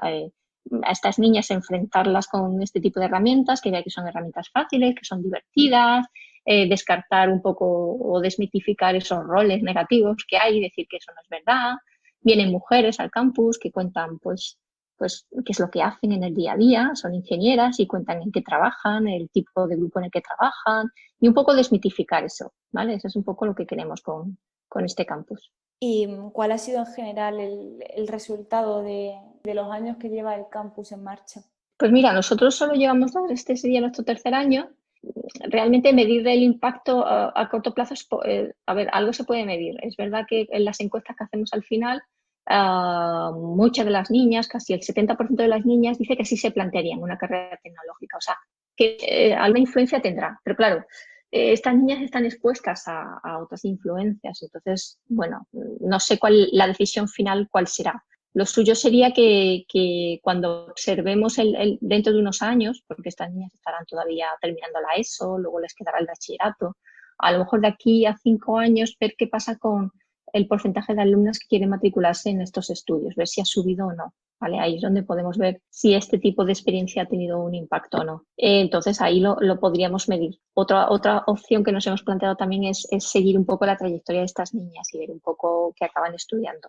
¿Vale? Entonces esa es otra opción, contactar a lo mejor con los institutos donde están estudiando y bueno, pues preguntar un poco si saben o si siguen un poco la trayectoria de sus estudiantes, pues para saber en qué se matricularán dentro de unos años. Entonces eso lo mediremos, digamos, es el impacto más inmediato, pero digamos a medio plazo. Pero el impacto más inmediato ahora mismo que podemos medir, que eso sí lo podemos medir, es que las niñas, yo creo que estos estereotipos que tienen sobre la profesión de ingenieros o ingenieras y demás, yo creo que eso es verdad que ellas desmitificamos esas falsas impresiones que tienen sobre qué es un ingeniero, qué es el friki. Esto lo cambiamos. A estas niñas esa imagen que tienen de la profesión se les cambia. Yo ese impacto sí lo veo. ¿Vale? Y luego, como digo, el que no se cierran, el que es una opción que podrán plantearse en su futuro, el que ellas vean además que pueden trabajar con tecnología y que tampoco es tan difícil, yo creo que también es positivo, eso las acompañará el resto de su vida, pues ellas verán que pueden intervenir en proyectos tecnológicos sin problema, vamos, es que no debe haber ningún problema. Entonces, yo creo que eso sí, algo les queda. Yo espero que algo les quede de eso, que no tengan miedo a la tecnología, también creo que es otra cosa positiva del campus. Y luego, en general, o sea, cuando ya son más mayores, ¿vale? Las chicas y mujeres que están estudiando ya en la universidad, ¿cómo ves tú luego el panorama laboral cuando salen de estas carreras contra esos roles de género? O sea, desde que tú tuviste esa primera experiencia empresarial, ¿a cómo la ves ahora? Según las experiencias de alumnas que hayan pasado por ti, si crees que ya el panorama está cambiando para intentar mejorar, que también animar incluso desde las empresas que haya más mujeres, si crees que todavía sigue habiendo una brecha en cuanto a atracción, porque brecha de género estoy segura de que la hay, pero de cómo se atrae ese talento, si dan por lo menos las opciones, ¿no?, de laborales para atraer el talento femenino y para retenerlo, que es también muy importante. Yo sí he notado un cambio. Luego yo no sé en el día a día, pero yo sí he notado un cambio. Yo creo, sobre todo las empresas más grandes, te estoy hablando de las empresas más grandes, son conscientes de que las mujeres son buenas, igual lo que digo es un estereotipo, pero son buenas trabajadoras en equipo, ¿vale? Estas empresas necesitan equipos y las mujeres suelen integrarse muy bien en los equipos, suelen ser elemento cohesionador a veces de los equipos y buscan precisamente a ingenieras, las buscan, o sea, las quieren fichar, ¿vale? Ahí, esto sí que me consta que ahora mismo digamos, hay una búsqueda de ingenieras y yo estoy por pensar incluso que a veces cuando se encuentra con currículums ingeniero ingeniera en igualdad de condiciones, tienden a coger primero a la ingeniera, ¿vale? Si reúnen el perfil que buscan, yo creo que tienden a coger ahora mismo a las ingenieras porque saben que dan una estabilidad a los grupos, que se cohesionan bien, que trabajan bien. En general, la empresa también nos valora porque somos bastante responsables, nos comprometemos con los proyectos. En ese sentido, saben que la ética de trabajo de las mujeres suele ser impecable, ¿vale? Solemos ser eso, nos comprometemos siempre con los proyectos. Entonces, yo creo que en ese sentido sí son conscientes, por lo menos las grandes empresas tecnológicas lo son. Y sí que tienen ahora mismo campañas me consta, para hacer esas contrataciones, priorizando perfiles femeninos. Pero eso es como todo. También tienes que encajar en el perfil lo que están buscando. A veces buscan, depende, claro, porque en Málaga es que hay de todo. En Málaga también están, como las llamamos, las cárnicas, que lo único que buscan es gente que programe y ya está, les da un poco igual, ¿no?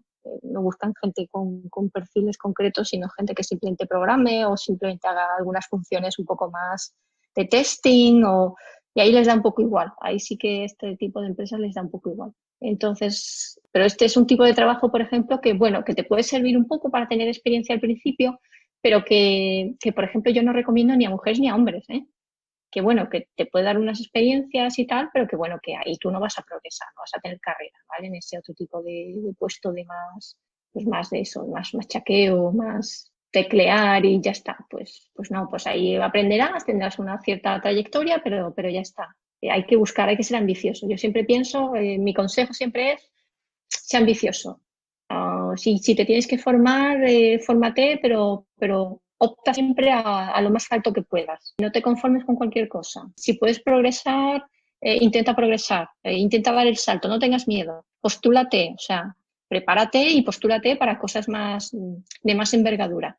Yo siempre a todos, a chicos y chicas, ¿vale? Les digo siempre lo mismo, no os conforméis, no os quedéis con lo más básico, intentad siempre optar a lo siguiente, a algo que sea un poco más challenging, aunque sea un poco más complicado, pero estáis preparados, de sobra. Luego, la verdad es que en ese aspecto sí que lo he, siempre repito la misma coletilla, perdóname, que me pongo nerviosa cuando tengo que responder.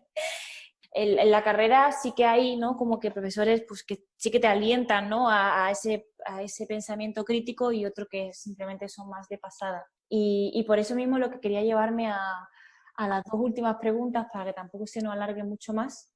La primera es, bueno, relacionada también con esto del COVID y lo que ha traído tanto el teletrabajo como la educación a distancia. ¿Qué opinas del futuro de la universidad? Porque ya se venía hace tiempo, ¿no? Yo que acabo de salir hace poco, ya salimos de la universidad muchas veces las personas diciendo que la universidad ya no sirve para nada, ¿no? No es que no sirva, yo sí que creo que sirve, pero es verdad que antes alguien que estudiaba en la universidad tenía un trabajo asegurado y hay gente que aún se mete en la universidad buscando únicamente eso. Creo que ahí ya está habiendo un cambio, ¿no? Del tema de la universidad. No sé si se está quedando anticuada en cuanto a temario, no sé si quizás es la gente a la que no está segura qué tipo de educación a nivel profesional debería elegir. Entonces, bueno, en este aspecto quería hacerte dos preguntas. Una es que, ¿cómo ves tú ese futuro de la universidad?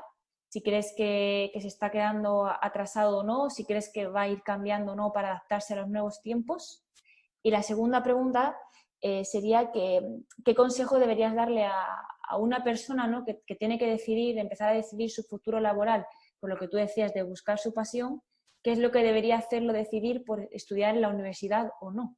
Si crees que sí o sí es algo importante que debes elegir o quizás no es para todo el mundo. Bueno, pues son preguntas muy interesantes. Fíjate que lo del si la universidad sirve o no sirve, ese debate estaba en mi época y estaba incluso en la época anterior. Siempre está ese debate. Entonces, pero cuando sales y tienes un poco de perspectiva, te das cuenta de que la universidad no te va a enseñar la última tecnología, no te va a enseñar lo último, pero te ha enseñado a resolver problemas. te ha enseñado a pensar, te ha enseñado lo que no te enseña estos cursos de formación especializada o una FP a lo mejor de grado medio, que hay módulos de FP muy atractivos, ¿vale? Que te enseñan una determinada tecnología, te forman en esa determinada tecnología y te puedes poner a producir en esa tecnología. Pero sin embargo, esos módulos no te enseñan pues a resolver problemas complejos o a enfrentarte en otro tipo de materias, a otro tipo de contenidos, digamos que ese otro tipo de, como he dicho antes, de formación transversal la pierdes, ¿vale? Y la universidad sí te la incorpora, sí que te la incorpora de alguna manera, ¿vale? Sí te incorpora esas otras piezas de información que vas a tener ahí, que igual no vas a utilizar en el corto plazo, pero que en el medio plazo puede que se acabes utilizando y tú no seas consciente, ¿vale? Y no solo los contenidos, porque más allá de los contenidos, la universidad te enseña a pensar y a resolver problemas muy complejos que en un módulo o en un curso pues te lo dan todo bastante hecho o bastante guiado y bueno, pues tú adaptas pequeñas cosas que ya existen. Y mientras que en la universidad típicamente te enfrentas a problemas no resueltos, aunque es verdad que te ayudan, te dan algunos laboratorios en los que te dan las prácticas más o menos guiadas, pero en general el ritmo de aprendizaje suele ser más alto, más exigente. Digamos que la universidad es como, diría yo, un campo de entrenamiento, ¿vale? Es un campo de entrenamiento que te prepara para que cuando tú salgas y te pongan algún desafío de algún problema real, complejo, que no tenga una solución única, sino que tenga distintas aproximaciones, que tú no tengas miedo, que tú seas capaz de coger ese problema, de descomponerlo en problemas más pequeños, de hacer la planificación que te haga falta para hacer esa descomposición y tener una cierta intuición de cómo atacar cada uno de esos problemas. O de dónde mirar para resolver este problema, dónde mirar para resolver este otro problema, de tener esos punteros. La universidad te prepara para eso, para resolver problemas, porque el mundo real cuando salgas no es una práctica guiada, ni es un módulo guiado, es algo complejo, es un poliedro con muchas caras y tú tienes que saber descomponer e identificar cada una de esas caras y saber cómo resolverlas, o por lo menos saber dónde mirar, dónde empezar a mirar para poder resolver cada una de esas caras, ¿vale? Y la universidad sí te prepara para eso. Entonces, yo pienso que siempre, mientras la universidad te proporcione ese tipo de entrenamiento, siempre va a hacer falta gente con estas capacidades. Las empresas son conscientes de esto. Entonces, van a preferir siempre contratar a universitarios que tengan esta actitud, que tengan esta capacidad de aprendizaje y que, bueno, que a lo mejor les da un módulo de formación de 3 meses y sabe lo mismo que el chico que ha hecho o la chica que ha hecho el FP, pero si necesita reciclar a esa persona que está en la universidad, le da otro módulo de 3 meses y lo recicla en otra tecnología que no tiene nada que ver, ¿vale? No necesita hacer otro módulo. Rápidamente la curva de aprendizaje se acorta mucho.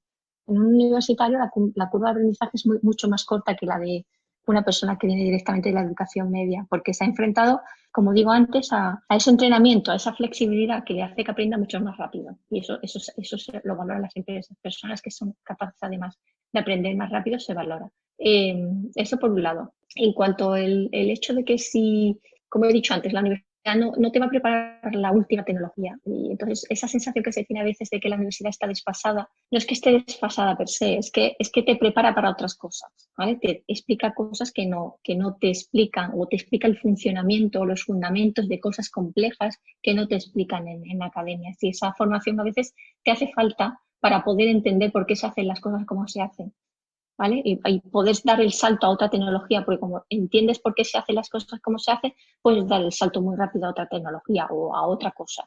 Y lo segundo, la modalidad de universidad. Si el futuro será la universidad presencial, la universidad online, sobre todo cuando surgieron todas las modalidades de universidad online, ¿no? Todas las curseras, todas estas formación online. Y una cosa en la que rápidamente nos dimos cuenta es que realmente no son una competencia para la universidad presencial. La UNED, por ejemplo, existe desde hace mucho tiempo y aunque es verdad que tiene estudiantes, los estudiantes sí pueden hacer la formación presencial, optan primero por una formación presencial. Digamos que la formación online es un último recurso porque no les queda más remedio, pero si pueden, optan primero por la formación presencial. ¿Por qué? Pues porque el hecho de que tú tengas una interacción con una persona que te va marcando, te va indicando el camino, te va marcando el ritmo. Digamos que hace que tú te organices mejor. Porque si todo es online, lo puedes hacer también perfectamente, ¿vale? Y a través de un vídeo, lo que pasa es que desaparece esa interacción personal, desaparece, entonces es un poco más frío. Pero también te exige, la formación online te exige que seas muy disciplinado, muy autodisciplinado, que seas capaz de mantener el ritmo, ¿vale? Que haya una motivación interna tuya, que no haya un agente exterior moviéndote, motivándote, ¿vale? Sino que seas tú internamente el que marques el ritmo, el que no te quedes desenganchado. Y eso hay que ser muy disciplinado. Y eso yo creo que hay que tener cierta madurez para poder hacerlo. Entonces, un estudiante de 18, 19 años, probablemente este modelo le va a costar el modelo online, ¿vale? Donde se tiene que autodisciplinar y seguir el ritmo por sí mismo, esto le va a costar mucho, esto va a ser muy duro. Mientras que si tiene un profesor que te marca el ritmo, que te dice dónde tienes que mirar, con el que puedes preguntar, oye, esto tengo esta duda, esto dónde lo miro, esta práctica se me ha atascado, esto te ayuda bastante más, ¿vale? Si eres más joven, tener esta persona que te guía, digamos, mentor, porque al final los profesores no son más que mentores, tener ese mentor que te va guiando un poco, te ayuda por lo menos en estos primeros años. Luego es verdad que cuando ya tienes cierta edad, cierta madurez, ya eres autosuficiente, pues es verdad que puedes hacer formación online sin problema y tú mismo pues te puedes autodisciplinar. Aún así, sigue siendo más cómodo la presencial, porque de nuevo tener esa persona de apoyo que te guía o a la que le puedes preguntar en un momento dado de manera directa, siempre es más fácil, ¿no? Bueno, pues que tú te tengas que buscar la vida por tu cuenta. Pero bueno, lo puedes seguir haciendo. Entonces, con todo esto, ¿qué es lo que quiero decir? Que la universidad, primero, no va a desaparecer y segundo, que la universidad presencial yo creo que tampoco va a desaparecer nunca. Tiene este valor especial que no lo puede sustituir la formación online y que para una formación compleja, como es la formación universitaria, para que todo el mundo tenga acceso a esa formación, yo creo que la forma de garantizar que todo el mundo tiene acceso a esa formación compleja es a través de mentores y de profesores presenciales. Pues yo la verdad es que lo que tú dices en ese aspecto, sí que lo que me aporta mucho la universidad también presencial no es solamente en sí el conocimiento, tanto por parte de lo que es el conocimiento en sí, del estudiar, ni el que me aportan los profesores, sino también el aprender ya a relacionarme con gente de mi mismo campo, pero que somos tan diferentes entre sí como cada uno de los pelos que tenemos. Sí, además eso que dices es importante porque es verdad que en una universidad presencial no es solo tu interacción con tu profesor, sino trabajas en equipo con tus compañeros, con los que socializas. O sea, esa componente de socialización es muy importante también. Y en una formación online no la tienes, la pierdes, ¿no? Estás como tú solo, ¿no? Tú solo contra los elementos. Es muy duro. En cambio, cuando estás en un grupo, estás en el laboratorio haciendo prácticas en grupo, estás en tu clase, con tus compañeros de clase, es diferente, ¿no? Porque es como una formación acompañada, te están acompañando, ¿no? No solo tienes el mentor, también tienes como un grupo de apoyo, ¿no?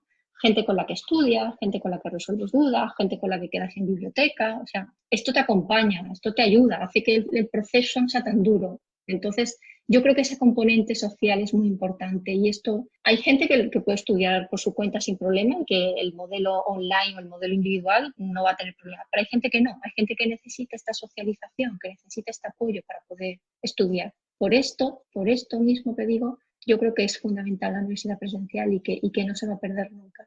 Y bueno, y la última pregunta era que, claro, uno tiene que decidir con 18 años la carrera que va a hacer, ¿no? Y muchas veces hay muchas salidas de carrera porque no entras en donde quieres y no solamente por el tema de qué carrera, sino porque a lo mejor una carrera no es para ti. Cuando estás en ese punto, ¿no? A esa edad, o incluso alguien ya más mayor que quiere hacer un cambio profesional, un poco cuál es el consejo que le darías para qué elegir y cómo elegirlo. Es decir, qué elegir en cuanto a qué tipo de formación quiere y hacia qué temática ir dirigiéndose. Más bien basada un poco en las decisiones, cómo tú tomabas las decisiones. Oh, esto es muy difícil porque, claro, tú dices de una persona que acaba de salir del bachillerato y que, bueno, se está planteando cuál va a ser su futuro.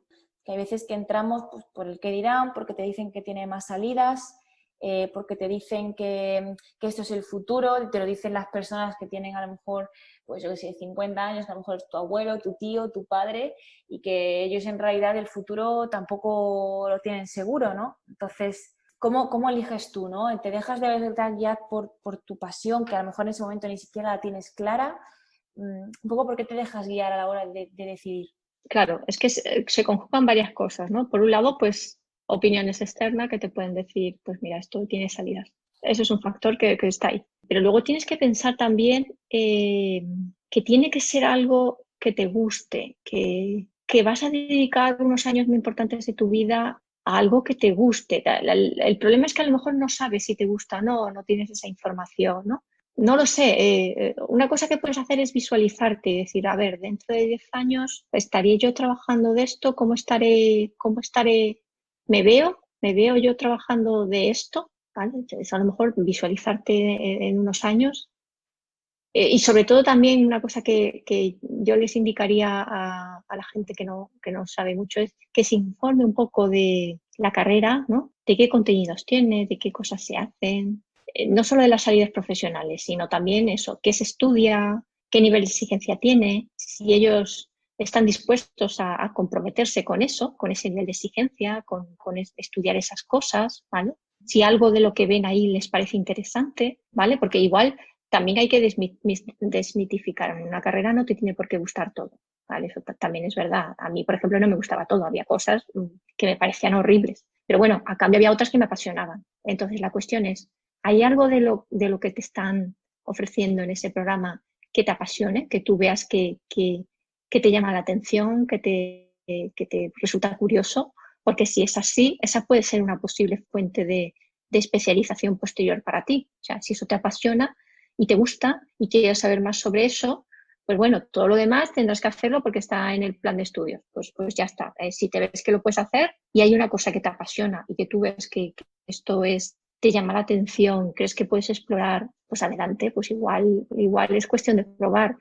También digo una cosa, a priori a veces tenemos ideas preconcebidas que luego no coinciden con la realidad. Luego vas a estudiar eso y eso te decepciona, no es exactamente lo que habías imaginado, es otra cosa.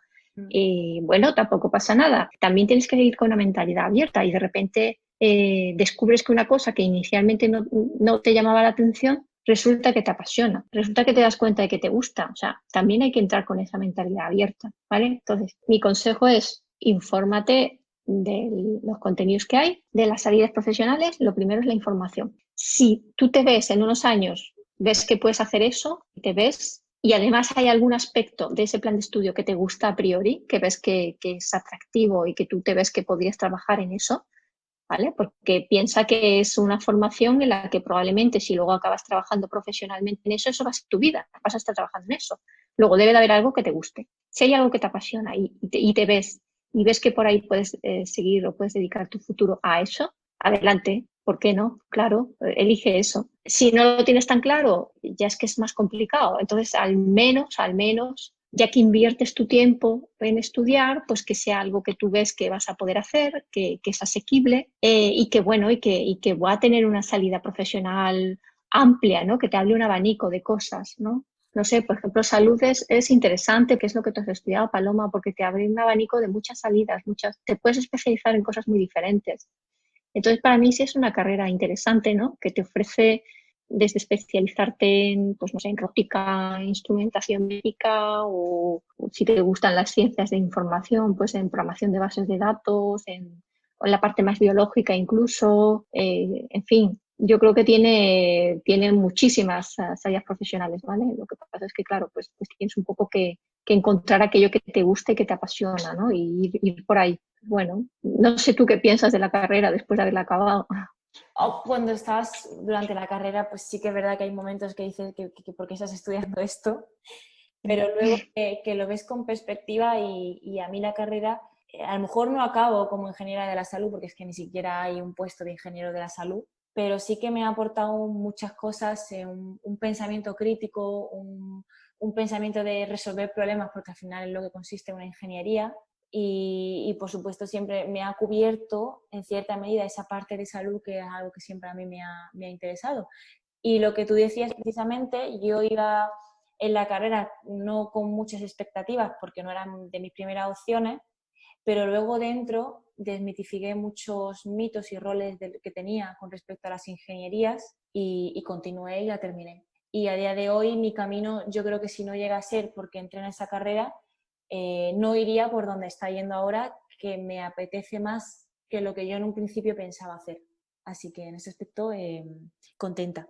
Contenta, aunque no con mis dudas todavía, ¿no? de la edad, de no saber hacia dónde voy a ir dirigirme. Pero la verdad es que, bueno, yo te agradezco muchísimo todos los consejos y la charla también que hemos tenido tan amigable y tan productiva, porque realmente ha sido mi entrevista más larga. Y nada, muchísimas gracias por participar y por venir también al podcast. Te lo agradezco mucho. Nada, a ti ha sido un placer, gracias por la invitación y nada, mi consejo a ti, siempre te digo lo mismo, mira, no tengas miedo en explorar aquello que te gusta, que te apasiona, o siempre hay vías, siempre hay alternativas, tienes que pensar que ya que vas a dedicar tu esfuerzo y tu trabajo a algo, que sea algo que te gusta, que te apasiona o que pienses que vas a aportar algo, ¿no?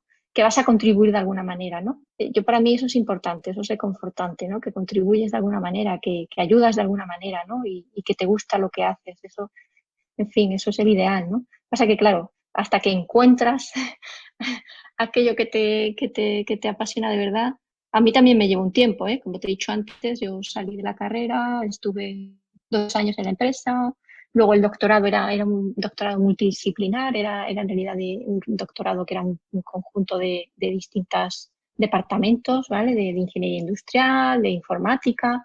Y bueno, pues hasta que encontré la parte de supercomputación, que fue lo que me gustó y demás, pues también tardé un tiempo. O sea, que no tengas miedo, que siempre tardas un tiempo en encontrar las cosas que te gustan. Y luego de repente hay cosas que te sorprenden, que no te las esperas y te las encuentras. Como estás buscando, pues te la encuentras. Pues hay que estar abierto también a eso. La verdad Así es que que nada, muchas gracias, Paloma.